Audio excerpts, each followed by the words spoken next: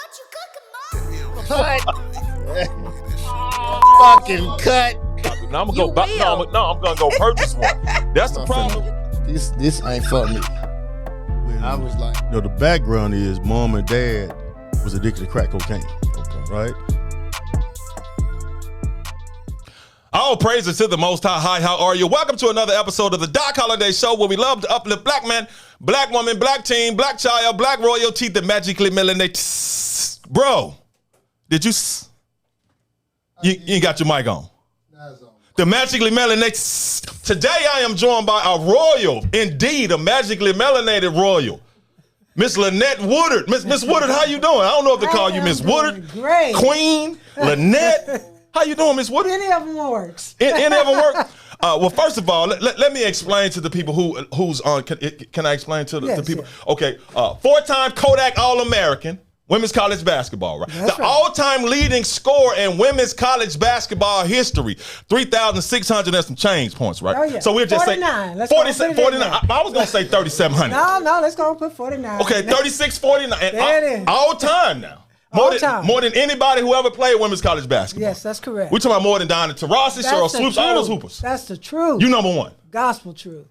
1984 Olympic gold medalist. You were the captain, right? Yes. First female Harlem Globetrotter, right? Hit that gavel. Oh, hit the gavel.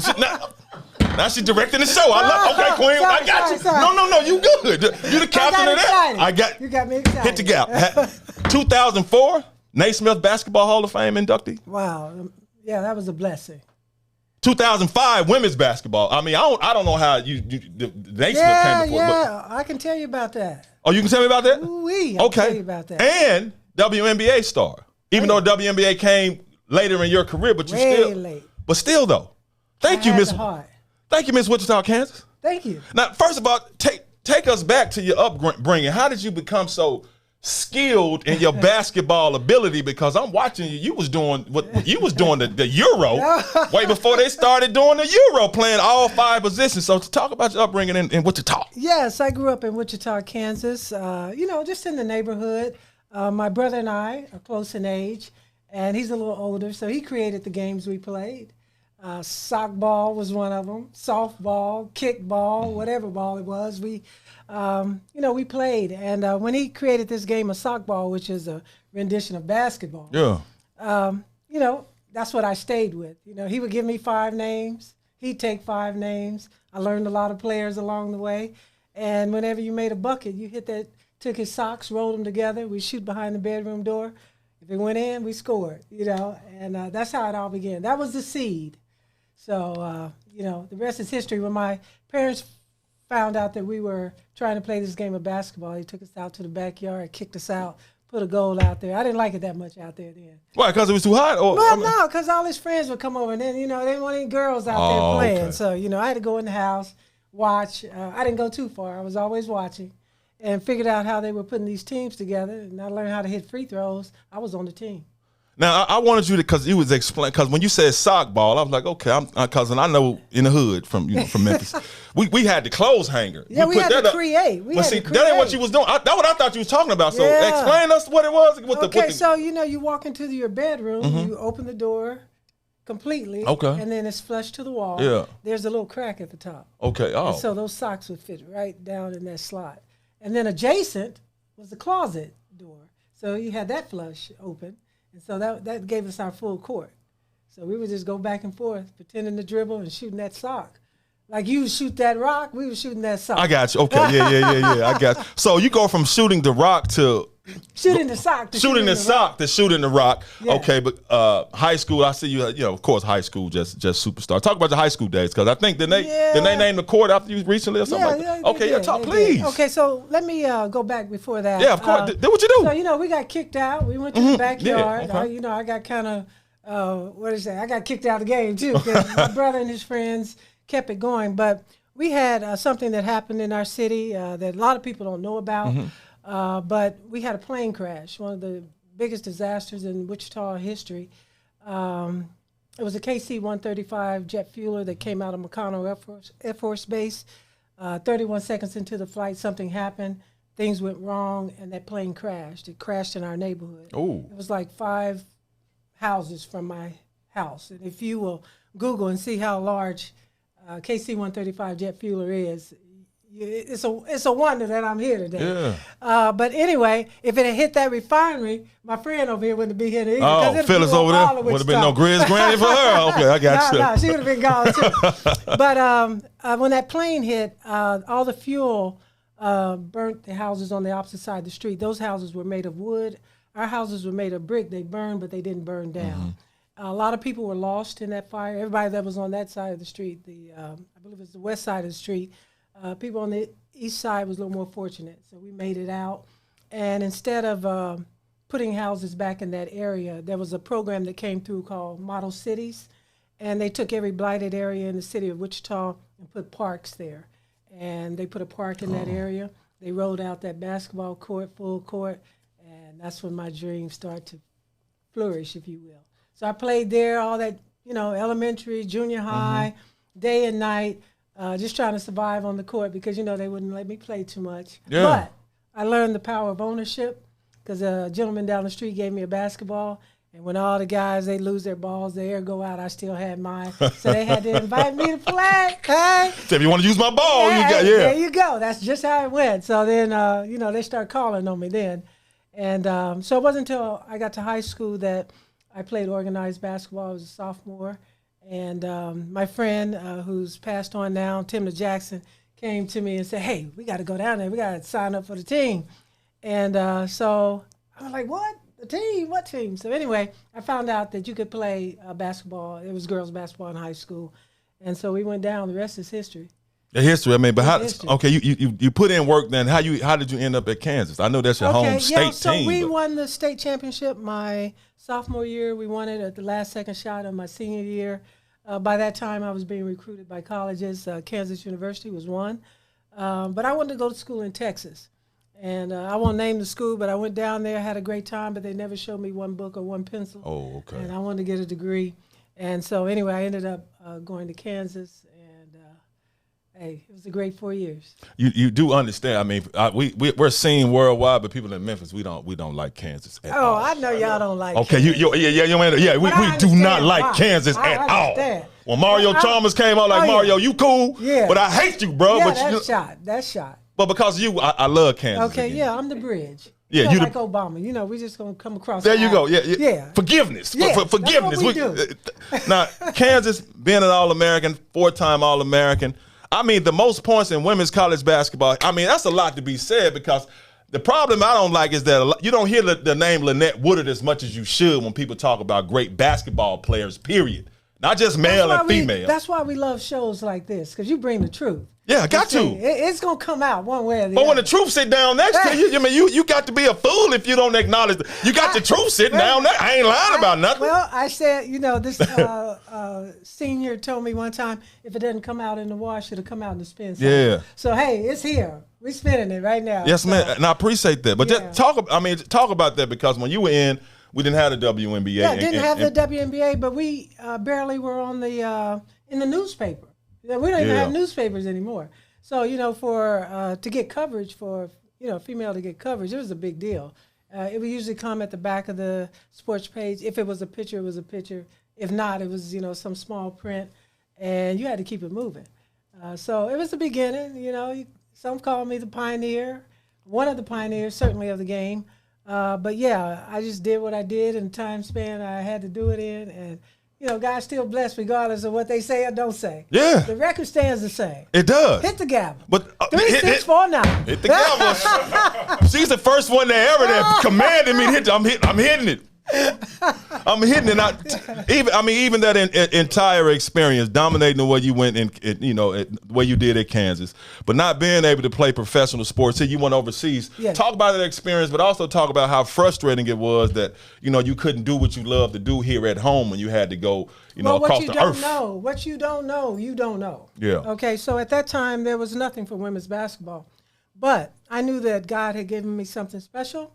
I knew that he's always provided a place for me to play.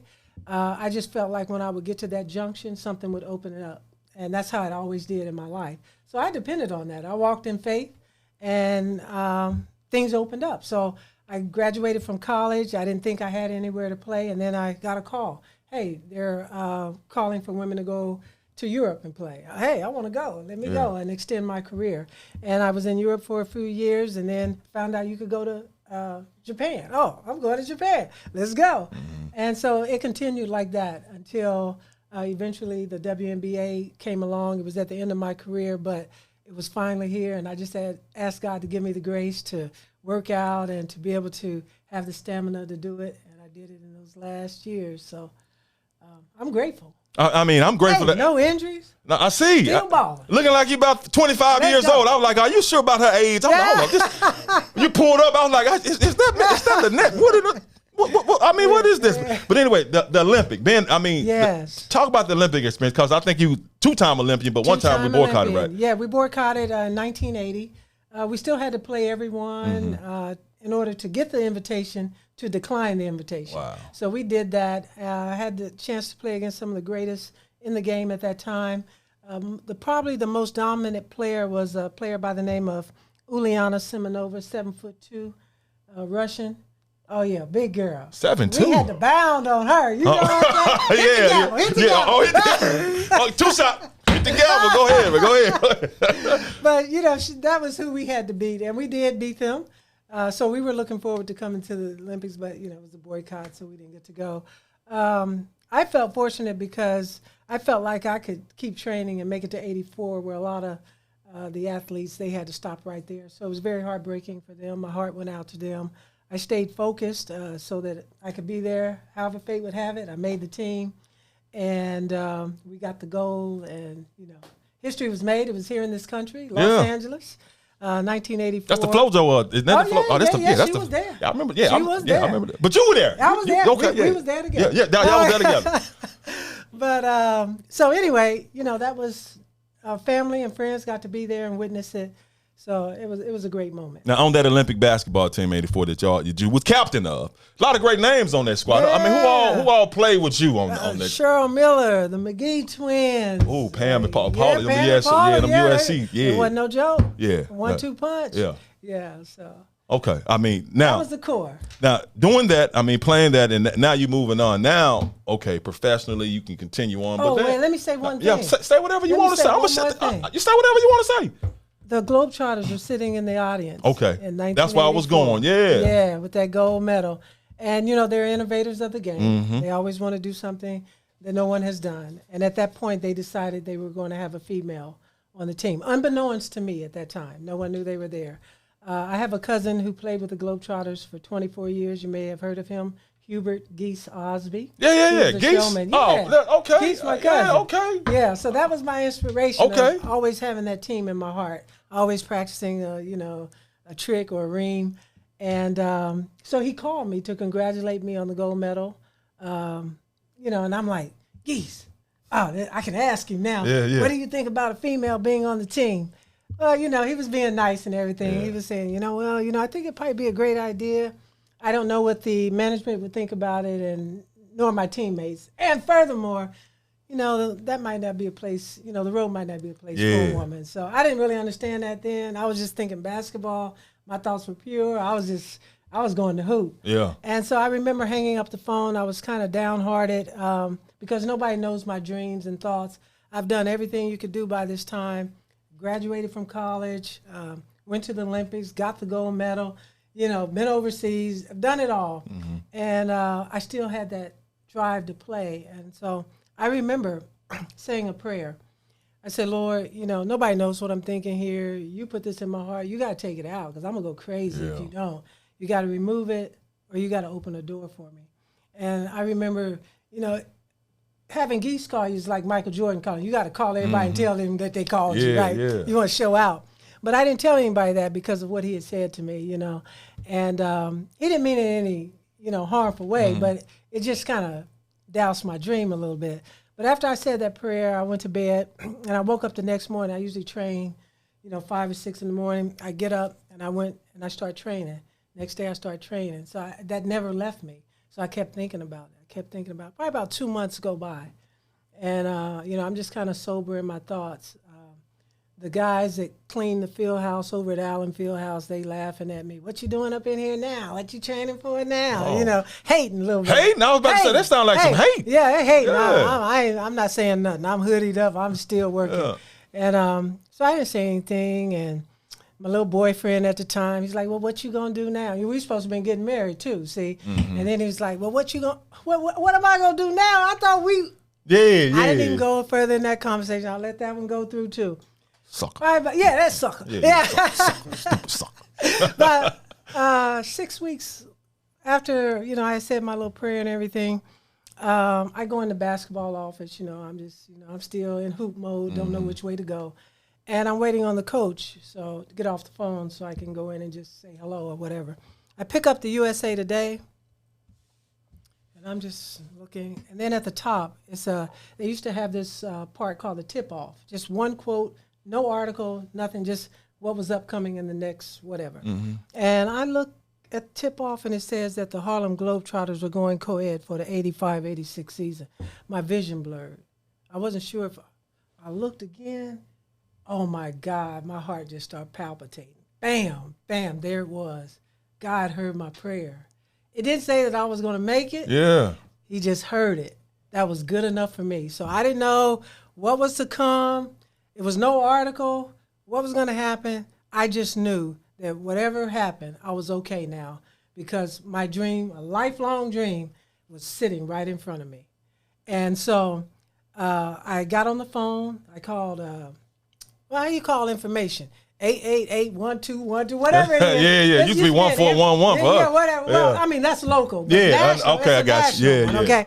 With the rotary phone? With the rotary. It took you With the forever to rotary. make We that went phone there. call. Yeah, you took you forever to make that phone call. I called them and got to Globetrotter. I said, is it true that you're going to have a female for the upcoming season? They said yes. And I said at that time, y'all don't have to look no further. I'm the one. I didn't say you all. I said y'all. Y'all, don't yeah. have to look no further. Yeah. I'm the one. And they said, no, Miss Woodard, we can't do it that way. We're going to have a tryout. They told me more about it, took my information. And later, 26 women were invited to Charlotte, North Carolina to try out.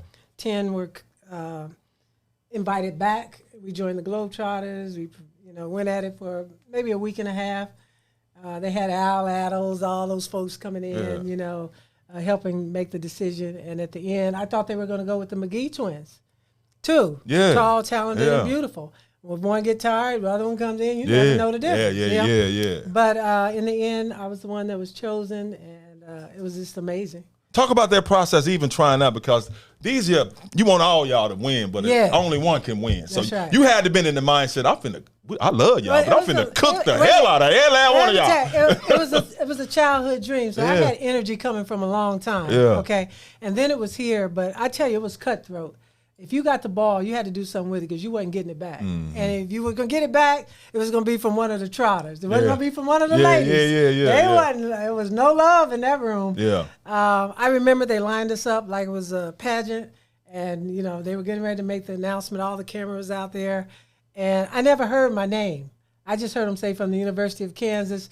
My family screamed. Everyone was looking down at me. I just started to walk. I was the one, but it was. It was God's gift. I mean, I already knew. I talked about. I had Globetrotters on my wall from when I was a baby. Wow. Wristbands. Look at any picture that I had from the University of Kansas. We were red, white, and blue, but I wore those Globetrotter bands that my cousin Geese had given me every single game. So red, white, and blue was in my heart. The Globetrotters certainly always practiced the trick, so I was ready. Mm-hmm. But get there, I had a routine that was second to none. They didn't want to see that. They wanted to see the fundamentals. They felt like if you knew the fundamentals, we can teach you the rest. I got you. Learn the ABCs, we can teach you to read and write. Luckily, I did all my fundamentals in practice. Wow. Yeah. Wow. Hit that gavel. Shoot, here we go.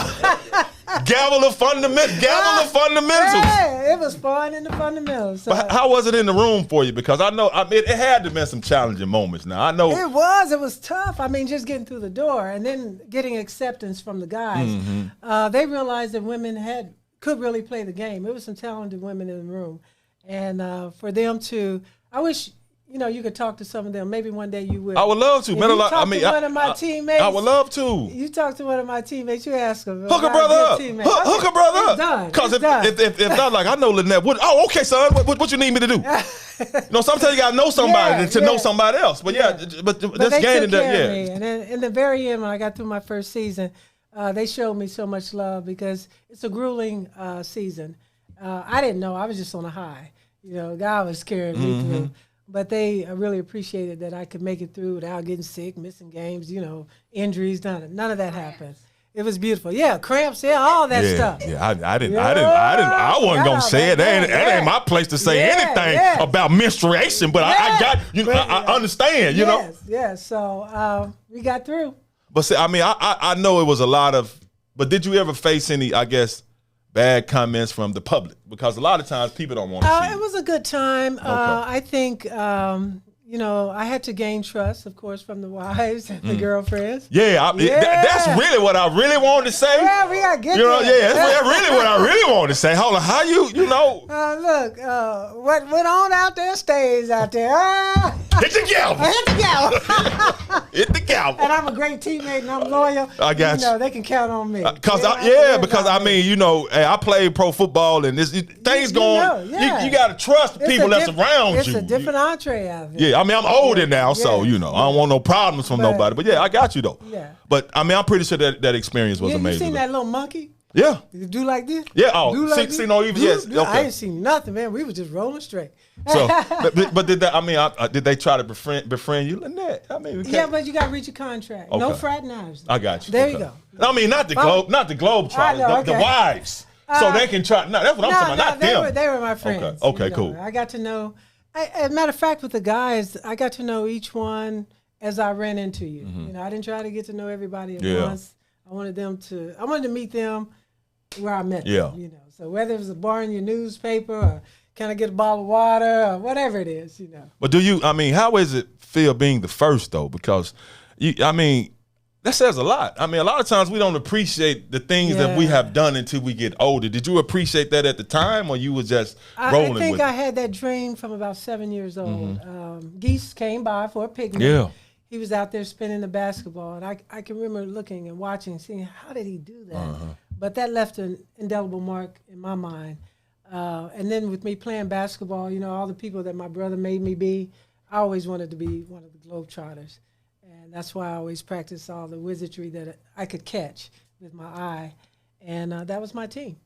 And now, where'd you go from there? Well, when I left the Globetrotters, where did I go? I don't know. Did you continue hooping out? Because I know you've been coaching and stuff. I went back overseas and played a while competitively. And then, I don't know, I just kept it moving, came out of there and, went to Japan, came back, worked on Wall Street, did that a little bit. Really? Yeah. We got to know where the money go. Yeah. We got to understand the flow. And how it works. Yeah. Oh, you got some. Yeah, I know. I need to talk to you because I need to know. Let me tighten it up. Oh shoot! Hit the gavel for Wall Street. I mean, talk about that though, because that's big brainiac kind of stuff right there. Yeah, no, we're taught as an athlete, and we must understand this. As an athlete, you had to think fast, and you had more people chasing you than I had chasing me. Every time I caught the ball, there were 5 people trying to keep me from my goal. How many did you have? 11. Yeah, sometimes 12. So you was like kung fu fighting. You shoot. Yeah. In reality, that's really what it was. So I believe that I could do anything.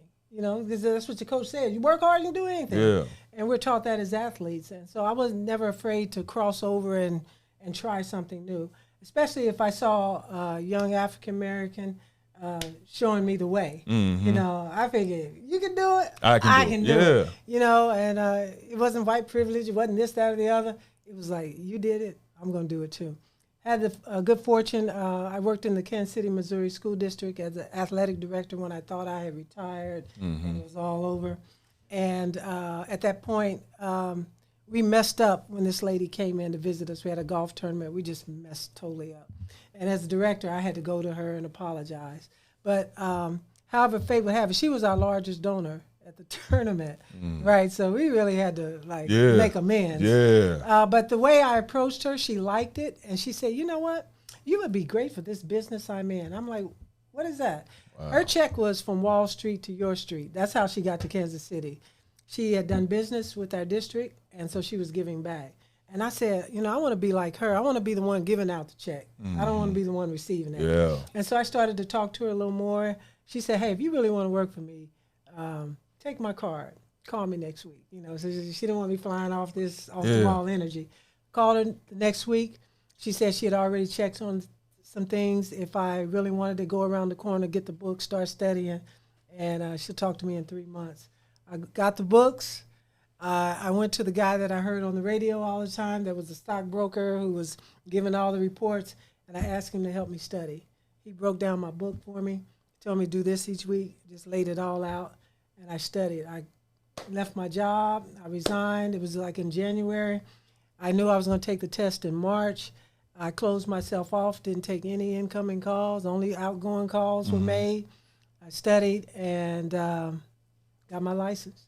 Wow, you got favor on you in 3 months. 3 months. Let's go. You got favor on Let's you go. for real. And then I thought I was going to Houston, soft market. That's I always want to go to Houston. She said, if you really want to learn this, and because you don't have a finance background, you got to come to New York. You got to immerse yourself. Straight to the jungle. You got to come right on in. Okay. And I said, I'm going. And I went. So I took off to New York, only city that I feared at the time, and conquered that thing.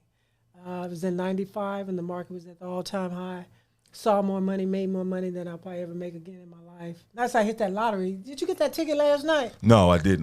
Don't hit the gavel then. Yeah, no, I'm not because I don't play it anymore. I'm tired of losing. So, tricking me. Yeah, poor man's tag. Yeah, exactly. So anyway, I went out there and got into it and really loved it, and it was beautiful. And then at that time, the WNBA came along, and summer were our down times. That's how I was able to segue back into the game, which I love. I thought it was money that I loved, but it wasn't. I got you. It was the game. So I went back to the game, and that's how I got back in the game. Now, talking about that, because when the WNBA came around, I have been waiting for it because there's been so many great female basketball players. Because you talk about Cheryl Miller. Now, I was, younger. I didn't really watch. But I was like, man, USC straight hooping. Yeah. Then I said, what Miss Lynette Woodard come from? Okay, straight hooping. So how did that make you feel when the WNBA started? Because you came around, it was toward the end of your career, but when they started, I mean, the Houston Comets was just beating to hell out of everybody. Not the hell, but to hell. But just talk about the WNBA coming and you're able to actually play in. Yeah, I mean, I always thought it was a gift from God because I was able to hold my longevity, even when there was gaps here. I came into the league the inaugural season. I started. You was hooping too. Yeah. I looked up. I know. I got my little 7, 8 points. Yeah. But hey, it was a lot. Yeah. I mean, it was more than them little young ladies. Exactly. But it was cool. I was happy that it had come full circle because you have to remember all those nights we were sitting overseas lonely and waiting for games, and the only way you could play was to be there. It was now on our turf. Family and friends could really appreciate, what you've been doing all your life. And it was on this soil, and we were going to get some recognition. We were going to get paid for it. It was going to be done at a very nice high level. And so there you go. How do you feel about the state of not only the WNBA right now, but women's college basketball? I mean, women's basketball, period, because ratings are up. I still don't think they're getting paid enough. But how do you feel? How do you feel about the state of women's basketball? What we have right now? It's continuing to grow. I like to start with the grassroots. You can go to coliseums and see 3,000, 4,000, 5,000 young girls. I mean, babies just coming up, and for them to start that young and to have that vision all the way up until the point they get to the pro league, it's just going to make the game greater. So there's some great players that we've seen. There's going to be more coming down the pike. There's a young lady, I really like her. I thought she would surface more, and she probably will in time, but the young lady that goes to Stanford that can dunk like LeBron. Really? I mean, just off the dribble. They got a dunker at Stanford? Yeah, right not now? where Really? you running up, and I mean off. Jamming? Don't, boom, bam. Hold on. I mean, do that again, because you weren't on that. What she crossed you? She'll cross you, she'll stutter, she'll hesitate, and then come back and just rise up. I mean, just as smooth as if she was shooting a layup. So those players are going to develop. They're going to see her, and it's just going to grow. Do you get the proper respect amongst them when they see you? Because I mean, a lot of them don't know. Because the internet went around. I know internet. Yeah, Yeah, I got it. yeah, But so- they supposed to. But I get love. I get enough love. So it's all good. No, it should be all love all the time. Because I guarantee you, when I come around, I'm like, look here, young fella, come here. You see all this old head standing here, boy, you better stop and learn and introduce yourself to every last one of us. Yeah. But do you give yourself credit for being one of the trailblazers to start this whole movement? Because they wouldn't be there Wait a minute, I give without God you. credit. There you go. Because he brought it all the way through. Hit the gap. Hit the gap. I'm sorry. I'm don't about to break it because it didn't cost about $30, but got my little name on it. I can order another one, but you're right though. Yes. But I mean, seriously though. I mean, but God used you to help them get to where they are now. You deserve all the respect. But what's the toughest part of your life? Toughest part. Because I mean, you have a great personality, disposition, but I know it hadn't always been, It's 102 degrees grind, outside. Getting disappointed at different points, and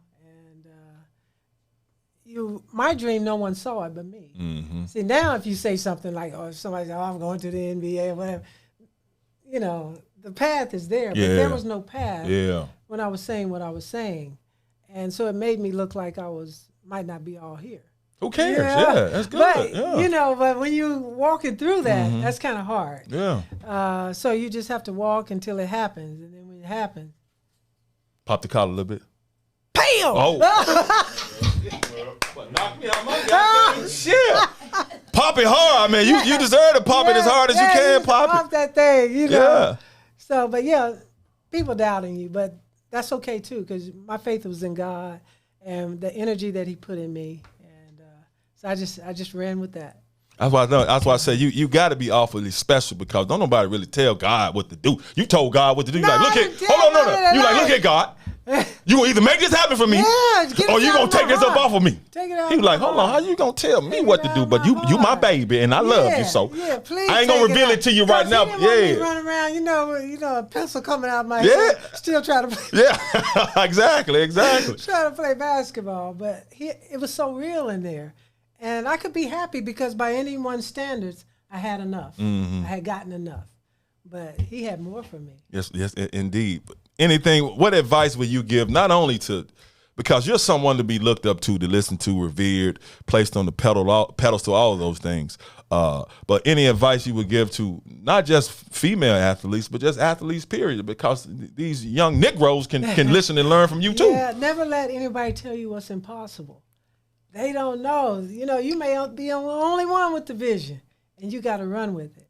Or if you see an opportunity, like, hey, I want to make a change, do it. Just try. Just take that first step, and then the other pieces will follow. You don't have to know it all the way. You don't have to know it at all. Every dream that I've had, I never knew how I was going to get there. I just had the dream. And that's where God comes in, because he puts the pieces together and connects the dots. You just got to show up. It's half the battle. You show up, it could be done. Oh, I see. Now, that's one of my sayings, that impossible is impossible. It's like the Creator, man. The Creator made everything. How you going to tell me what He can and can't do, man? You don't shut the... I mean, I don't curse, but I do curse, but not when I'm speaking about the Most High. He laughed. But no, seriously, I mean, you are so right about that. But anything else you want to add? I mean, anything you got going on, you want to support, promote, anything? Yeah, no, I'm just good. I'm happy to be here in the city of Memphis, to share with friends and just enjoy the city. We went over to see the MLK, where he was shot and everything. And I mean, it's just a whole education in there. It was visceral, just you could just feel everything. So today we're going to get out and hit Stax Records. Okay, get a little barbecue, hit Bill Street. Do the whole tourist Memphis thing. But we had to come through dark show. Appreciate you. Thank you. Thank you. We had Now see you. Hold on. Now you done started his. See, he be trying to take over my show sometimes. I be like, look here, bro. We're gonna let you do this. Now you done started on Cassie's over there. You see what you started? See, that's what we talking about. We couldn't do it without Doc Holliday. So now we ready to roll now. Now I want to. Now who brought you to town? Because this interview may not air for about a week or so, but. Why you here? Because I see her over there in the corner. My good friend Phyllis Johnson, who I grew up with, and she's just doing it well. She's got all the entertainment you ever want to know about. She brings it in. She's always casting. She's in movies. She does it all. We share the same birthday. Okay. That's my sister. And you know, Phyllis done put me in an extra in a couple of shows before. Oh no, now, she be calling me up. Hey, Doc, you got a SAG can you do me no, I don't. Oh shoot, get the SAG. No, She'll give you a full movie. I believe her too. She be like, Doc, you got time to come down here? And I went down there one time and kind of got into it with the folks. Oh Lord, have mercy. Phyllis was like, Doc, what happened? God dang it! She was like, okay, let me talk to them. You know? But anyways, Phyllis is amazing. But anything else you want to leave us with before we get out of here? Queen Woodard, I got to call you Queen. Oh, thank you. You're so kind. 3,649 points. Let me tell you, I love you, brother. I love you wish too. You the very best. I want this show to go, Thank you. top of the world. I want you to go right after Don Lemon. Just take his spot right in there. Just ride in on him. Oh, he done. I mean, I'm looking at Get Bob Johnson. Well, get him. That's what I'm trying, because I'm trying to own a media conglomerate. Oh, yeah. We can the do next that beat, too. we can do that too. Okay, yeah. Because that's my dream, and what you just said only confirmed what I've been feeling and thinking about myself. Just keep that vision in front of you and knows who's going to bring it to fruition. And then it's all done. Thank you. Oh, Queen Woodard, thank you so much. I Thanks for appreciate having it. me. Yes, hit the gavel. Hit the gavel. I hit the gavel. Yeah. Hey, the first one ever. Of course you can hit. Boom. Bam! You know what? We done. We hit it one more time because normally I end it, but let me say this. That's going to do it for another episode of the Doc Holliday Show. We love the black man, black woman, black teen, black child, black royalty, the magically melanated. Until next time, we out. Now, there you go. Bam! Boom.